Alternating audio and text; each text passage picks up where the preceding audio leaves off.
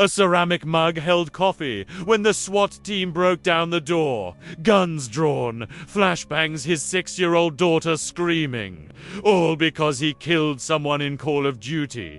The losing player called in a fake hostage situation. 10 officers. Trauma therapy for the family. The swatter was never caught. A plastic spoon stirred ramen at 2 a.m. when she got the text. We know where you live. We know where your mum works. We know what school your sister goes to. Attached her full address. Her mum's workplace. Her sister's school schedule. All because she beat someone in a tournament. A steel fork sat on the table during the police interview. Someone posted your face, your name, your address on 4chan. With instructions to make her famous. You've received 300 death threats in 6 hours. We recommend you leave your home. These objects witnessed online arguments become real-world terror. Subscribe to Spoony and Friends because these swatting confessions are genuinely horrifying. Comment now. Have you ever been doxxed or threatened? This needs to be talked about. Here we go. MUGSY here. Rusty blue ceramic mug. And I held the coffee on the morning when a family's life changed forever. Because of a video game loss. My owner was Michael Torres. 32. Software developer. Married. 2 kids. 6-year-old daughter. 3-year-old son. Normal family. Michael's hobby was streaming. Small streamer. 500 followers. Call of Duty mostly. Good player, not toxic, just enjoyed gaming. One night, November 2025, Michael was streaming Warzone. Having a good game, killed the same player 3 times in a row. The player username xDeathlord for a 20xx was getting frustrated. Started trash talking in game chat. You're trash, luck. 1v1 me. Michael ignored it. Just kept playing. Killed him a 4th time. Won the match. Deathlord sent a friend request. Michael declined. Then got a DM. You just made a huge mistake. Michael laughed it off. Empty threats. Happened all the time in gaming. Blocked the user. Ended stream. Went to bed. Normal night. I was on Michael's kitchen counter the next morning, 6 a.m. Normal morning routine. Michael making coffee and me. Kids still sleeping. Wife in the shower. Quiet morning. Then the sound. Loud banging on the front door. Aggressive police. Open the door now. Michael confused. Opened the door. 10 SWAT officers. Assault rifles drawn. Tactical gear. One grabbed Michael, slammed him to the ground, cuffed him. Don't move. Where are the hostages?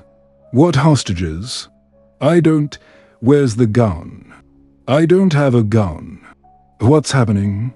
Michael's daughter woke up, came downstairs, saw her dad on the ground, guns pointed at him, officers everywhere, started screaming, crying. Terrified, Michael's wife ran downstairs. Also terrified, also confused. The SWAT team searched the house, checked every room, looking for hostages, for weapons, for a dangerous situation that didn't exist. After 20 minutes, they realized it was fake. A swatting call. Someone had called 911, claimed to be Michael. Said he'd killed his wife, was holding his children hostage, had a gun, was threatening to kill them and himself, gave Michael's exact address. The police had to respond. Protocol for hostage situations. But it was all fake. Deathlord's revenge. For losing in Call of Duty, he'd found Michael's address through public records, or data leaks, or social engineering. Doesn't matter how. What matters is he used it to weaponize the police. Michael's daughter had nightmares for months. Therapy. Couldn't sleep alone. Scared of loud noises. traumatized by seeing guns pointed at her dad. Michael's son was too young to fully understand, but the fear in the house affected him too. Michael tried to find Deathlord, reported everything to police. Police investigated, but the swatting call came from a spoofed number, VPN. Anonymous and traceable. They couldn't find him. Deathlord messaged Michael one more time, through a burner account. Hope your daughter enjoyed the show. Told you made a mistake. Don't fuck with me in games. Michael quit streaming. Deleted his accounts. Too dangerous. Someone out there had his address. His family's safety was compromised. All because he won a video game match. I'm just a ceramic mug. But I was there the morning SWAT broke down the door.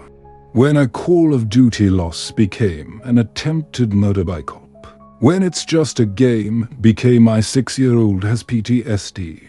When online anonymity gave people the power to send armed officers to someone's home as revenge for dying in Warzone. Swatting isn't trolling.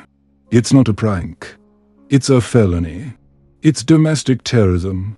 People have died from swatting. Officers have shot innocent people thinking there was a real threat. Victims have had heart attacks from the trauma, all because someone wanted revenge for a video game loss. Michael's family recovered, eventually. His daughter is 8 now, still sees a therapist, still scared sometimes. Michael doesn't game online anymore. Too risky. The person who did this, never caught, still out there. Probably swatted other people, probably will again. Because the systems that should protect. US police protocols, caller ID, address verification are exploited by people who think ruining lives is funny or justified. Spoony here, plastic spoon, and I stirred ramen while someone read through 300 death threats, all posted in 6 hours, because she won a tournament. My owner was Sarah Kim, 24, college student, competitive gamer, really good at Valorant, competed in small tournaments, won a regional qualifier, $5,000 prize, should have been a proud moment. But her opponent who she beat in the finals didn't take it well. He was a known player in the community, decent following. Ego to match loss to a no-name female player. His pride couldn't handle it. I was Sarah's late-night study companion. After classes, she'd make ramen in me, eat while studying, while gaming, normal student life, until the night after the tournament. Sarah's phone started blowing up.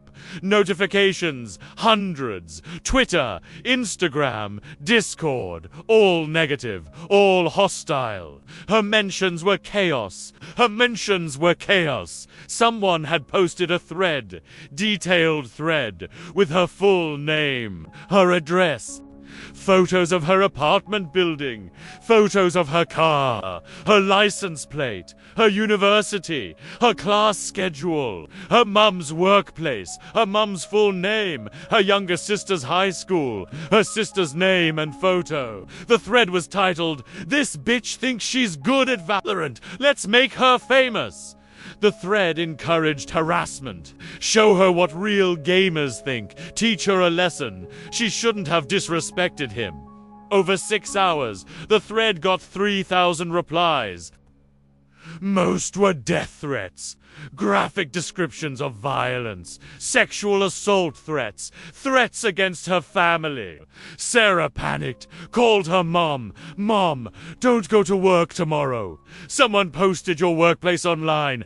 People are threatening us." Her mom thought Sarah was overreacting until Sarah sent screenshots.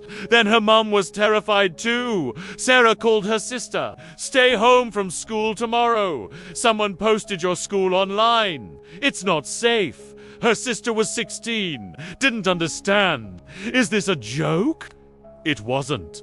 Sarah reported everything to Twitter, to local police.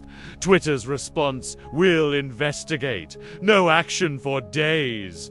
Police response, "Have you received direct threats? Has anyone shown up at your home?" Not yet. Then there's not much we can do. We'll file a report. Be careful. Be careful. That was the advice. Against 300 people who had her address, her family's information, explicit plans to hurt her. Be careful. Sarah stayed with a friend. Didn't go home for a week.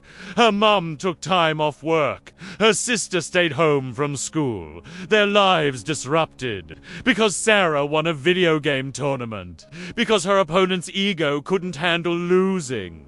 The worst part, the doxer was never punished. Twitter eventually suspended the account, but he made a new one. Back online in days, the information was out there. Screenshots saved, reposted. Sarah's address was public knowledge now, forever. Sarah quit competitive gaming. Too dangerous. Changed her online handles, made everything private, but the fear remained. Anytime she went home, anytime she was in public, someone might recognize her. Someone from that thread. Someone who felt she deserved what happened. I'm just a plastic spoon. But I stirred ramen while someone read through descriptions of how strangers wanted to hurt her. For winning, for being good, for existing as a woman in gaming spaces. When doxing became a weapon, when privacy was stripped away as punishment, when make her famous meant ruin her life. The player who started this, still competing, still streaming. His community knows what he did. Some think he went too far. Most don't care. He never apologized, never faced consequences, just moved on. While Sarah's life remained disrupted, her family still scared. Her competitive career over. Some people lose tournaments and take it in stride. Others weaponize their followers, post personal information, sick their community on someone like attack dogs. And platforms do nothing. Police do nothing. Until someone gets hurt physically. By then, it's too late. Sarah's crime was winning. Her punishment was 300 death threats and losing her privacy forever. Spike here. Steel fork. And I was on the table during the police interview, where a streamer learned she'd been targeted by a coordinated harassment campaign. Because a rival wanted her audience. My owner was Emma Rodriguez.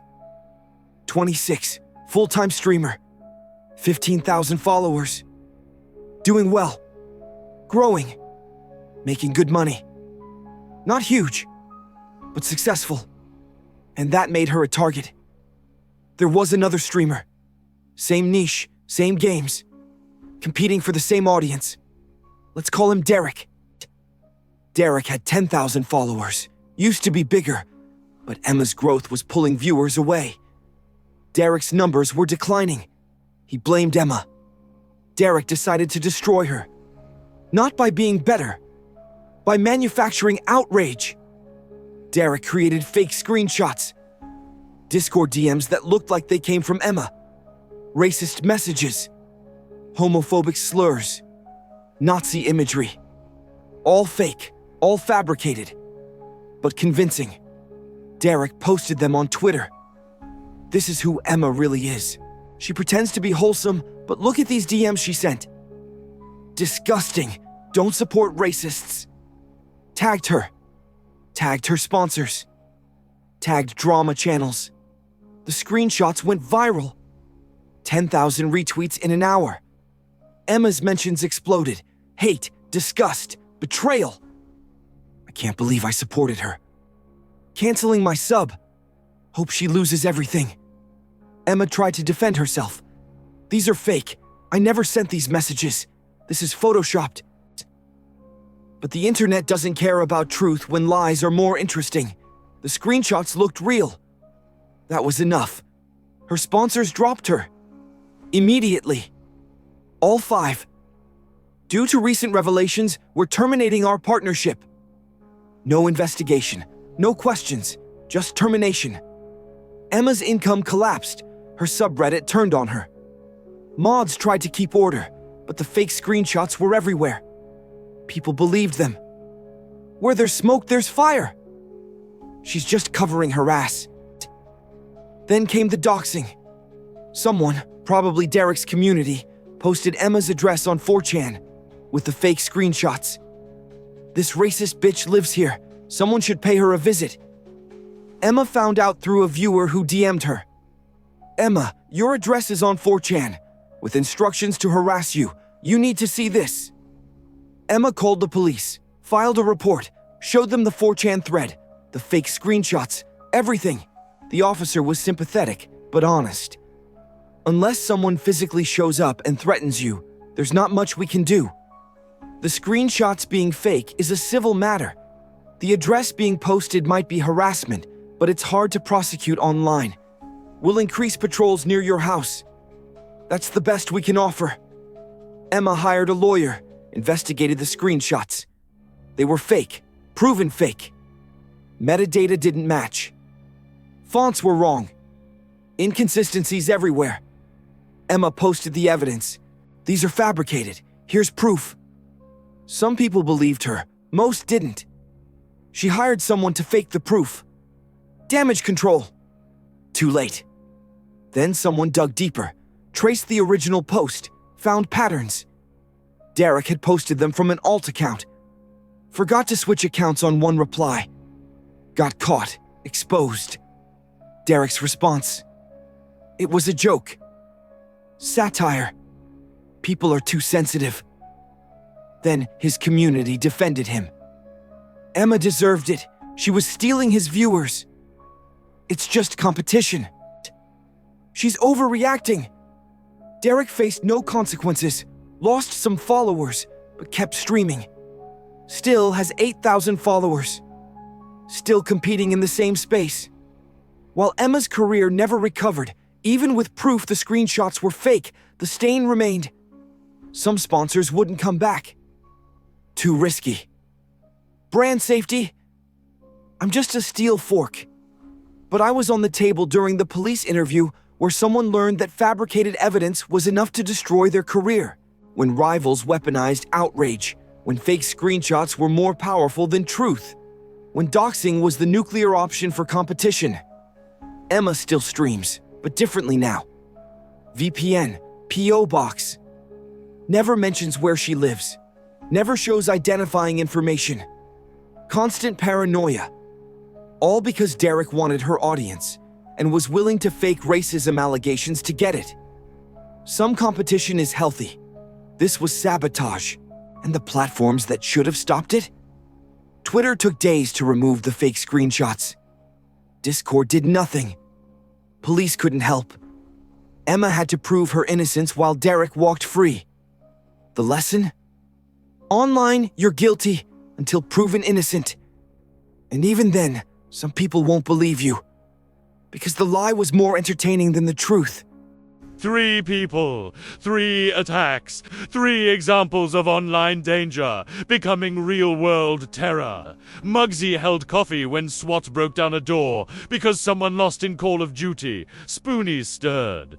Rumman, while someone read 300 death threats after winning a tournament. Spike was at the police interview where fake screenshots and doxing destroyed a career. This isn't trolling, this isn't drama, this is criminal behavior. Swatting is attempted murder, doxing is stalking. Manufactured evidence is defamation. And people are getting away with it every day. Because platforms move slowly. Police can't help until physical harm occurs. And by then, the damage is done. Hit that like button if this terrified you. Share this with every content creator you know. They need to understand the risks. Subscribe to Spoony and Friends, because we're exposing the darkest side of online gaming culture. Here's my question. Have you been swatted, doxed, or had fake information spread about you? Drop your story in the comments. This needs visibility. Law enforcement needs to understand how common this is. Platforms need to be held accountable. Swatting prevention resources, doxing protection guides, and legal resources for online harassment victims are in the description. If you're experiencing this, document everything. Report to FBI swatting is federal. Contact lawyers specializing in cyber harassment. Protect yourself because the systems won't. This has been Spoony and Friends. Before you share that address, remember you're weaponizing strangers. Before you make that call, remember you could kill someone. Before you believe that screenshot, remember anyone can fake anything. Verify everything. Report harassment. Protect creators, because the next victim could be you. Stay safe. Stay private. Stay vigilant.